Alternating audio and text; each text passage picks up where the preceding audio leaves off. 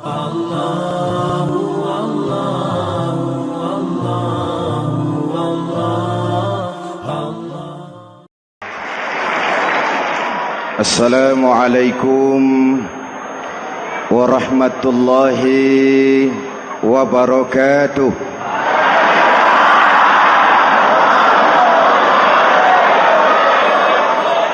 Alhamdulillahi rabbil alamin, wassalatu wassalamu ala ashrafil mursalin, sayyidina wa maulana Muhammadin wa ala alihi wa sahbihi ajmain, amma ba'du. Para ulama yang saya muliakan, hadirin hadirat ma'asyiral muslimin yang saya cintai, banyak kita alami perubahan-perubahan yang terjadi,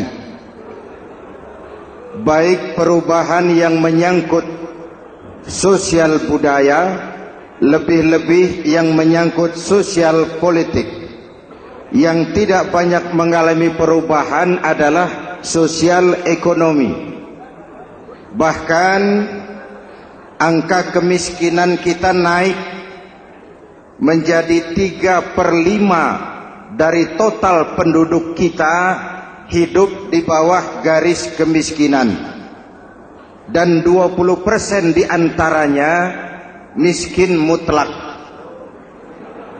Perubahan-perubahan yang terjadi menyadarkan kita kepada kebenaran Al-Quran ketika Allah menyatakan wa tilkal ayyamu nudawiluha bainan nas. Hari itu kami putar di antara manusia. Ada saat datang, ada waktu pergi. Ada hari lahir, ada saat kembali, ada waktu dilantik, ada saat menyerahkan jabatan.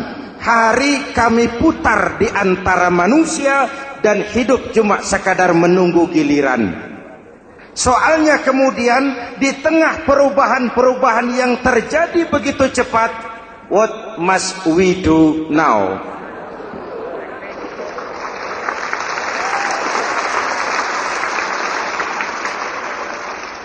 Saya juga nggak ngerti itu. Yang penting kan penampilan. Saudara-saudara kaum muslimin di seluruh tanah air, jadi pemimpin adalah pelayan bagi orang yang dipimpinnya. Okelah, perbaikan ekonomi, pembukaan lapangan kerja baru kita serahkan kepada pemerintah, karena kita percaya mereka orang-orang terpilih belaka yang dipilih dengan kepercayaan akan mampu membawa rakyat keluar dari kesulitan. Amin. Tugas kita sekarang di zaman susah meluruskan akidah. Jangan sampai mbah dukun yang naik ke permukaan. Betul? Islam misinya yang pertama membebaskan manusia dari kemusyrikan. 13 tahun Rasul berjuang di Mekah, menanamkan akidah, meluruskan keyakinan, membentuk iman. 13 tahun membebaskan manusia dari belenggu kemusyrikan. 13 tahun menanamkan la ilaha illallah Muhammadur Rasul dengan seluruh konsekuensinya. Kalau saya yakin tidak ada Tuhan selain Allah, saya tidak akan meminta tolong kecuali hanya kepada Allah. Saya tidak akan pernah takut kecuali hanya kepada Allah. Saya tidak akan menggantungkan hidup kecuali hanya kepada Allah. Saya tidak akan minta rizki kecuali hanya kepada Allah. Saya tidak akan melarikan persoalan kecuali hanya kepada Allah. Kalau konsekuen dengan keyakinan ini, mbah dukun nggak dapat tempat.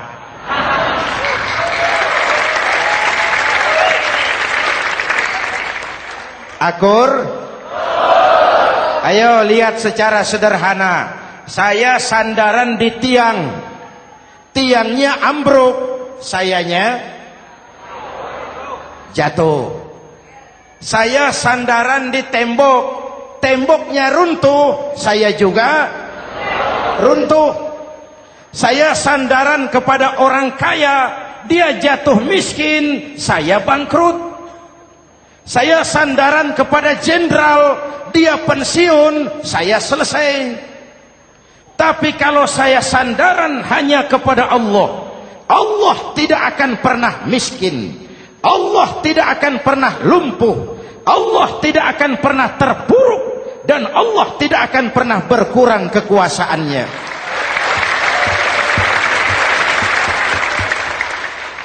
Maka umat Islam, sesulit apapun zaman yang kita hadapi, Allah juga tempat kita bersandar. Jelas? Selama ini kita iman dalam ucapan, tapi sekuler dalam perbuatan. Di masjid ada Allah, di kantor Allah tidak ada, maka korupsi merajalela.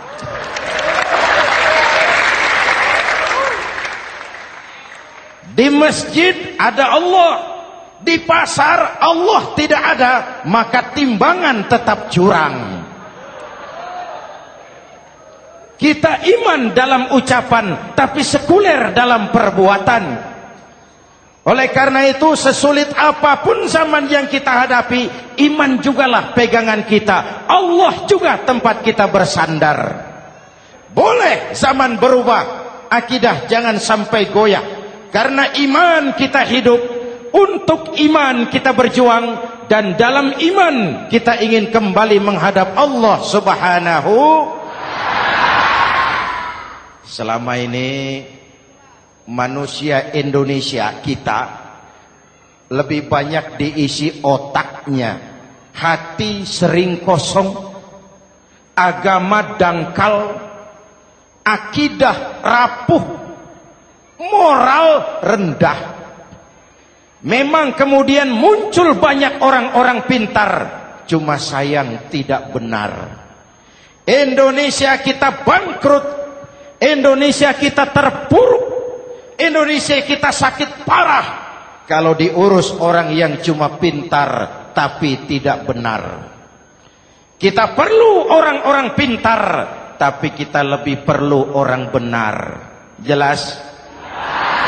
Kalau cuma pintar tapi tidak benar, itu yang sering saya sampaikan, nanti disuruh ngurus beras malah nimbun beras.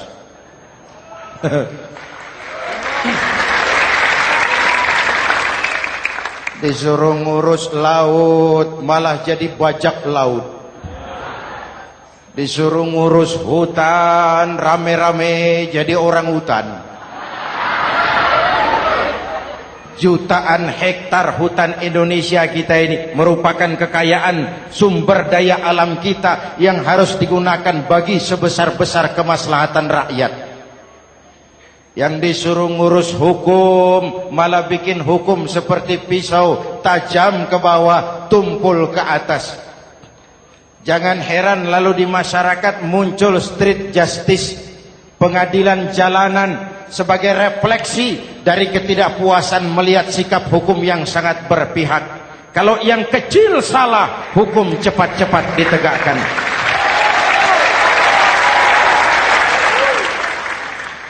Lihat saja sekarang ini kalau orang terkenal banyak uang punya masalah, antri yang bela. Betul? Tapi saudara lihat si Marsinah di Jawa Timur, si Sengkon dan Karta di Jawa Barat, si Udin Bernas wartawan Jogja terseok-seok mencari keadilan, sampai hari ini urusannya masih remeng-remeng. Kenapa bisa begitu? Jawabannya sederhana, tidak ada fulus. Ada fulus mulus, tidak ada fulus manfus. Betul? Jangan sampai para penegak hukum kita terjebak pada lagu baru. maju tak gentar membela yang bayar. Biar bertentangan dengan nurani, biar bertentangan dengan public opini, biar bertentangan dengan rasa keadilan. Siapa yang bayar, itulah majikan. Mau benar atau salah, belain terus. Kalau seperti inilah hukum kita, mafioso keadilan akan tetap gentayangan. Hadirin yang saya hormati, 13 tahun beliau berjuang di Mekah, meluruskan keyakinan, memantapkan akidah, meneguhkan iman. Dari situ segalanya dimulai, dan ke situ segalanya akan menuju. Intan paling mahal, mutiara paling berharga, tidak lain adalah nilai-nilai keimanan. Kalau itu sudah tergadai, apalagi yang bisa kita banggakan dalam kehidupan ini? Kita merasa harta kita berharga, belum ada artinya ketimbang iman. Kedudukan kita punya nilai pun belum ada artinya ketimbang dengan nilai-nilai keimanan. Itu intan paling mahal, itu mutiara paling berharga. Harta baru ada manfaatnya kalau dilandasi dengan iman. Jabatan dan kedudukan baru terasa gunanya kalau dilandasi dengan keimanan. Kalau jabatan lepas dari iman, yang akan lahir Fir'aun baru. Jelas? Kalau harta terlepas dari iman, yang akan muncul adalah konglomerat Korun. Kalau ilmu pengetahuan terlepas dari nilai dasar keimanan, maka yang akan muncul adalah ilmuwan pelacur yang menyalahkan yang benar, membenarkan yang salah untuk kepentingan pribadi. Dan kondisi seperti itu tidak akan membuat kita makin sehat. Oleh karena itu, pada kesempatan ini, pesan pertama saya, menghadapi zaman susah, tetap jaga akidah, tetap pelihara keyakinan. Kesulitan bukan untuk ditakuti, untuk diatasi. Hidup adalah kerja keras, bukan keajaiban. Perubahan tidak akan datang hanya dengan simsalabim abragadabra. Perubahan tidak akan muncul hanya dengan berandai-andai. Perubahan tidak akan turun dari langit seperti turunnya embun di waktu malam. Perubahan adalah kerja keras, sehingga Al-Quran membimbing kita, innallaha la yughayyiru ma biqaumin hatta yughayyiru ma bi anfusihim. Allah tidak akan mengubah keadaan suatu bangsa kalau mereka tidak mau mengubah apa yang ada di dalam diri mereka. Yang ada di dalam diri itu rule of thinking, state of mind, cara kita berpikir, cara kita memandang kehidupan, cara kita mengatasi persoalan. Hadirin yang saya hormati, inilah iman. Berangkat dari ini kita menyadari, ini ujian buat kita rakyat. Dan kita rakyat Indonesia ini kalau sama susah sih sudah kenyang. Ya Pak?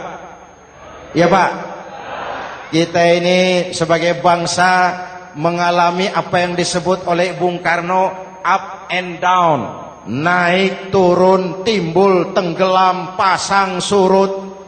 350 tahun dijajah oleh Belanda, kita susah. Berangkat Belanda masuk Jepang, susah lagi. Pergi Jepang, datang nikah, susah lagi. Lalu kita merdeka, dirongrong oleh berbagai pemberontakan, susah lagi. Makan bulgur, antri minyak. Lalu PKI berontak, susah lagi. Muncul orde baru, lama-lama susah lagi.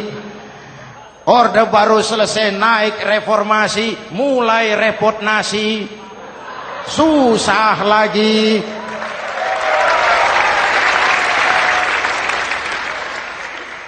Kalau susah kita ini sudah akrab, sudah intim. Mestinya kalau sudah susah seperti itu, jangan salah sikap menyikapi kesusahan.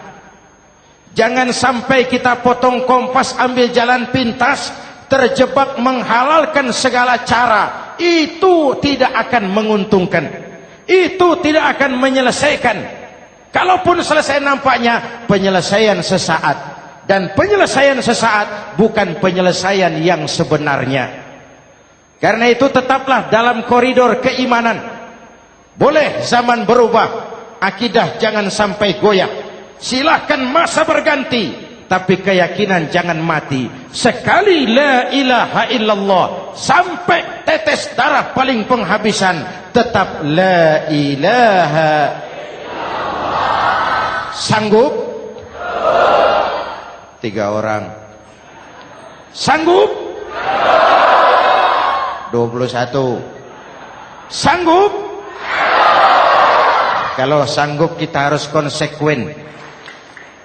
Saudara-saudara di seluruh tanah air, misi yang kedua dari Islam setelah membebaskan manusia dari kemusyrikan, membebaskan manusia dari ras diskriminasi, mengikat manusia dengan tali akidah.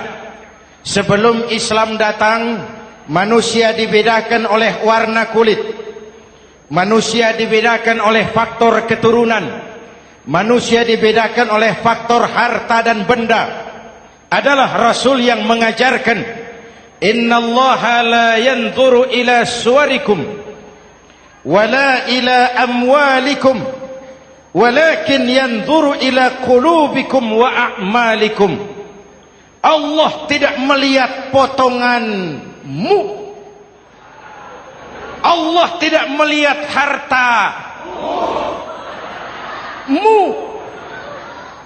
Yang Allah lihat itu adalah hatimu dan amal perbuatanmu.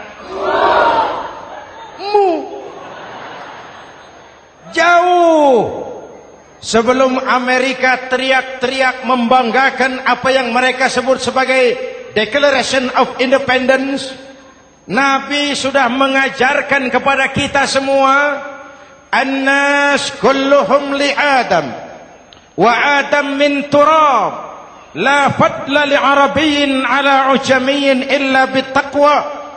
Seluruh manusia berasal dari Adam. Adam diciptakan dari tanah. Tidak ada kelebihan Arab dengan yang bukan Arab kecuali takwanya. Jauh sebelum Amerika mencanangkan bahwa semua manusia dilahirkan sama, that all men are created equal. Jauh sebelum itu Islam sudah membebaskan manusia dari ras diskriminasi. Apa dalam konteks kekinian menghadapi zaman susah tetap jaga kerukunan? Ya Pak, ya Bu, oi Bu. Menghadapi zaman susah tetap jaga kerukunan, baik antar umat seagama, antar umat beragama, maupun antar umat beragama dengan pemerintah. Menjaga kerukunan. Jangan saling sikat sikut di antara kita. Sebab kalau sudah rukun, saya ajak berhitung. 1 ditambah 1 sama dengan, itu matematika namanya. Hasilnya pasti. Tapi angka sosial hasilnya aneh. Saya ubah jadi angka sosial. Ayo kita berhitung lagi. 1 orang takut ditambah 1 orang takut sama dengan 2 orang setengah berani. Kenapa setengah berani? Karena sudah berdua. Tadi kan takut sendiri. Kalau sama-sama takut berkumpul jadi setengah berani. Kalau ditambah 1 orang takut lagi, 1 orang takut ditambah 1 orang takut ditambah 1 orang takut sama dengan 3 orang berani. Kenapa jadi berani? Karena sudah bertiga. Kita yang lemah, kita yang marginal, kita yang dikucilkan, bahkan kita yang dilecehkan, kalau mau rukun kita akan kuat dan tidak bakal dipermainkan orang.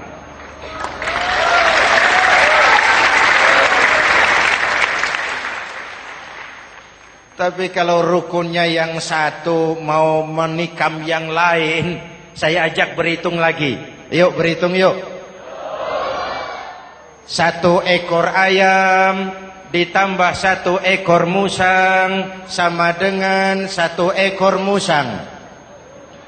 Kemana ayamnya? Dimakan musang. Betul nggak nih hitungan? Ayo kita hitung lagi. 1 ekor ayam ditambah 1 ekor musang sama dengan 1 ekor musang. Kemana ayamnya? Dimakan musang. Jadi kalau kita suka kumpul dengan orang yang mau makan kita, selesailah kita.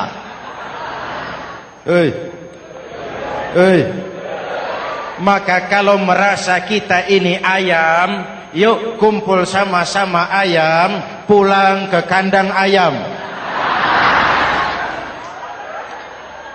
Kalau ada ayam kumpul ke kandang musang, itu namanya ayam minum baygon.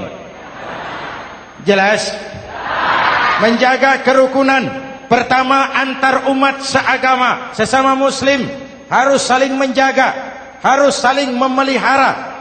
Baik dia muslim yang jadi kapolri, baik dia muslim yang jadi kasat, baik dia muslim yang jadi pengusaha, baik dia muslim yang jadi petani, nelayan, guru, semua komit menjaga semangat kebersamaan, rukun antar umat seagama.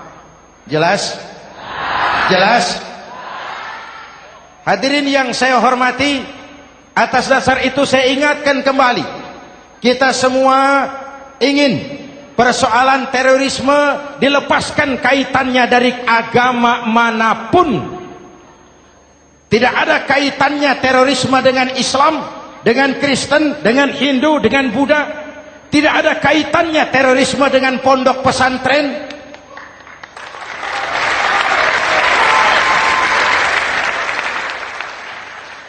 Jangan sampai pesantren jadi kambing hitam. Karena sejak zaman penjajahan, pesantren sudah terbukti memberikan kontribusi bagi perjuangan memerdekakan rakyat Indonesia. Rukun antar umat seagama. Yang kedua, rukun antar umat beragama. Islam ini rahmatan lil. Jangankan manusia walaupun berbeda agama, binatang saja dihormati. Ada hadis, fa iza zabahtum fa ahsinuz zibhata. Kalau kamu menyembelih hewan, sembelihlah dengan cara yang terbaik. Jangan menyembelih ayam dengan pisau tumpul. Itu namanya tidak berperi kebinatangan. Yang kecil lagi, saudara buka babul istinja, makruh buang air kecil di tanah yang berlubang. Sebab apa? Pertama, menjaga kesehatan. Siapa tahu di lubang yang saudara buang air kecil itu ada gas beracun. Kalau tidak, melindungi binatang yang ada di dalam lubang. Siapa tahu di lubang yang saudara buang air kecil itu ada semut sedang rapat membahas terorisme. Apa dosanya lalu mati dikencingi? Ini namanya rahmatan lis semut. Binatang saja dilindungi. Maka perbedaan agama tidak harus menyebabkan kita bertolak belakang. Perbedaan agama bukan alasan untuk saling bermusuhan. Apalagi kita sudah menyadari tentang kemajemukan kita, tentang kebinekaan kita, tentang keragaman kita. Rukun antar umat beragama. Saling menghormati, saling menghargai, tapi tetap dalam batas lakum dinukum. Lalu rukun antar umat beragama dengan pemerintah. Hadirin yang saya hormati, yang benar kita dukung, yang salah kita perbaiki dan kita tegur menurut cara-cara yang diajarkan oleh agama kita. Dan sholat berjamaah, pendidikan bernegara yang paling bagus. Tadi kita sholat ada imam, ada makmum, betul? makmum wajib ikut imam kalau imam benar sholatnya. Rakyat wajib ikut pemimpin kalau pemimpin benar mimpinnya. Masyarakat Islam ini loyal. Masyarakat Islam ini bukan pemberontak. Masyarakat Islam ini taat dan setia. Kapan? Kalau imamnya benar. Imam takbir, makmum. Imam ruku, makmum. Imam i'tidal, makmum. I'tidal. Imam sujud, makmum. Tapi kalau imam keliru, mestinya imam ruku malah sujud. Salah imam ini. Tegur. Siapa yang wajib negur? Makmum yang saf terdepan. Anggota DPR.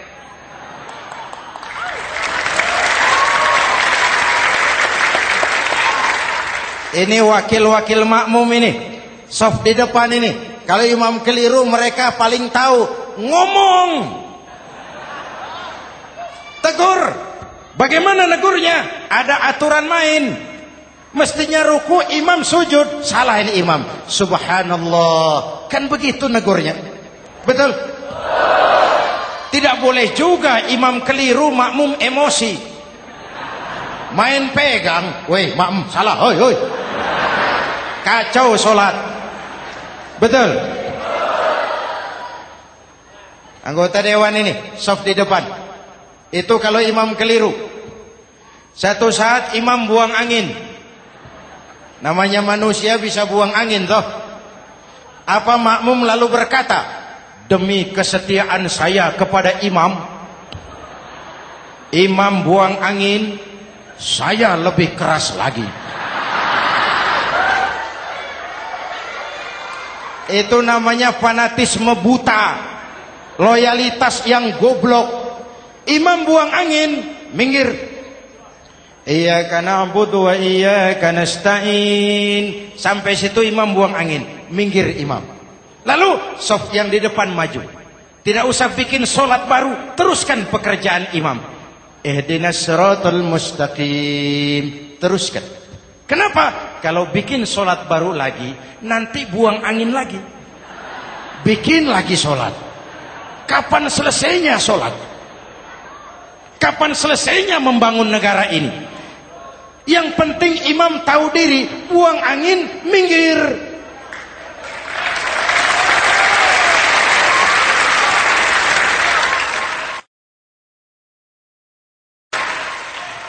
Ini kacaunya solat berjamaah kita sekarang.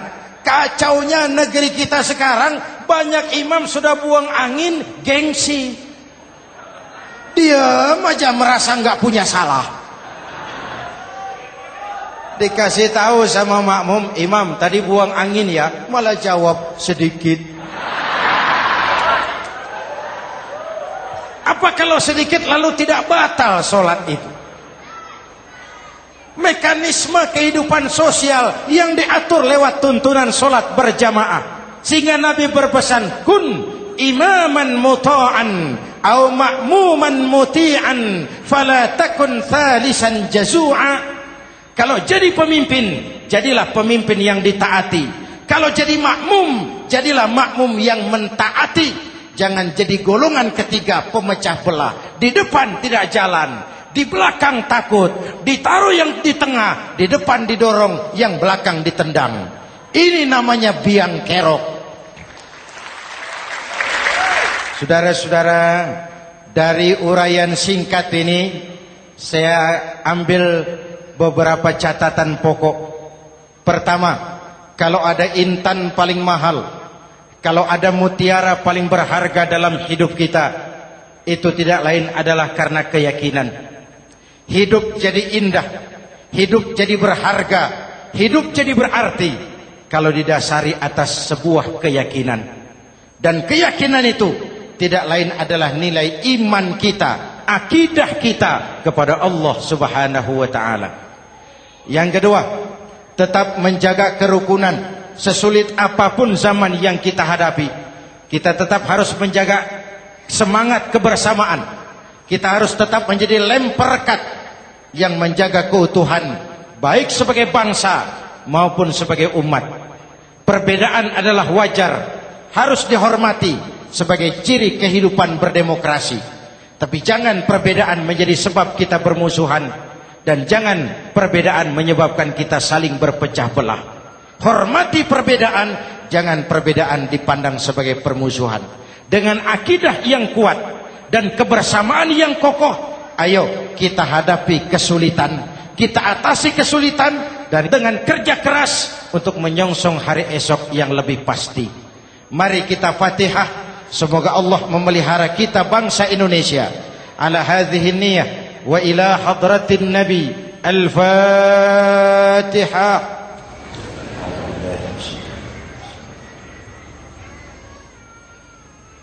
Iyyaka na'budu wa iyyaka nasta'in. Ihdinas siratal mustaqim. Siratal ladzina an'amta 'alaihim. Bismillahirrahmanirrahim. Amin. Alhamdulillahi rabbil alamin. Allahumma salli wa sallim mubarak ala sayyidina Muhammadin wa ala alihi wa sahbihi ajma'in. Allahumma rabbana taqabbal minna salatana wa siyamana wa qiyamana wa takhashu'ana wa ta'abbudana wa tammim taksirana ya arhamar rahimin. Allahumma aslih man fi salahihi salahul muslimin. Allahumma ahlik man fi halakihi salahul muslimin. Allahumma rabbana la tu'akhizna in nasina aw akhtana. Rabbana wa la tahmil alaina isran kama hamaltahu ala alladhina min qablina. ربنا ولا تحملنا ما لا طاقة لنا به واعف عنا واغفر لنا وارحمنا أنت مولانا فانصرنا على القوم الكافرين.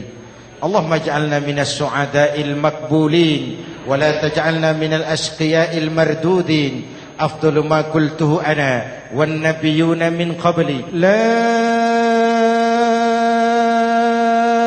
إله إلا الله.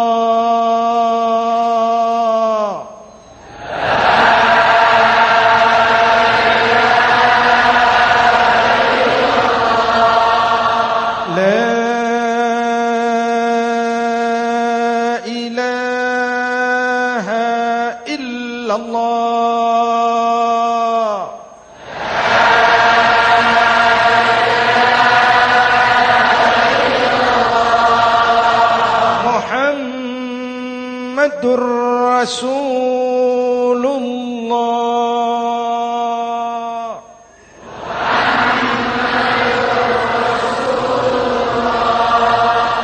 sallallahu alaihi wa alihi wasallam. Kalimatu haqqin 'alaiha nahya wa 'alaiha namut wa 'alaiha wa biha nub'atsu insyaallah minal aminin minal aminin minal aminin rahmatika ya arhamar rahimin. Sallallahu ala sayyidina Muhammad wa ala alihi wa sahbihi ajma'in. Ana rabbika rabbil izzati amma yasifun. Salamun alal mursalin. Walhamdulillahi rabbil alamin. Jumpa lagi di lain kesempatan insyaallah. Wassalamualaikum warahmatullahi wabarakatuh.